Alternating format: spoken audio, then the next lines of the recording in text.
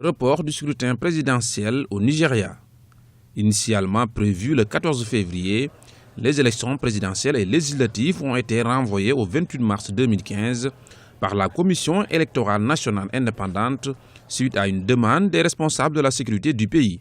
Ces derniers ont en effet jugé déraisonnable de maintenir la date des scrutins au 14 février face à la menace de Boko Haram. Ils craignent en effet que la nébuleuse islamiste profite de l'absence des forces de défense au front contre les islamistes pour commettre des massacres. Si la sécurité du personnel, des électeurs, des observateurs électoraux et du matériel électoral ne peut pas être garantie, la vie d'innocents jeunes hommes et femmes ainsi que la perspective d'élections libres, justes et crédibles serait grandement compromise.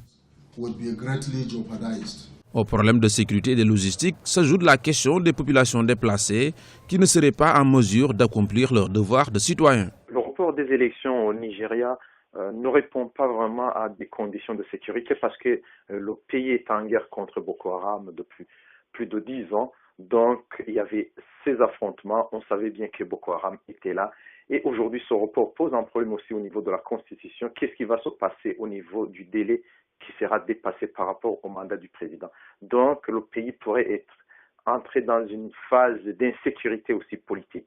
Il y a un problème au niveau de l'insécurité il y a le nord-est qui ne pourrait pas voter, mais la question qui se pose réellement, c'est de savoir quand est-ce qu'il va y avoir ces conditions qui permettront les élections. Il y a ce problème d'insécurité physique, il y a aussi le problème d'insécurité des institutions.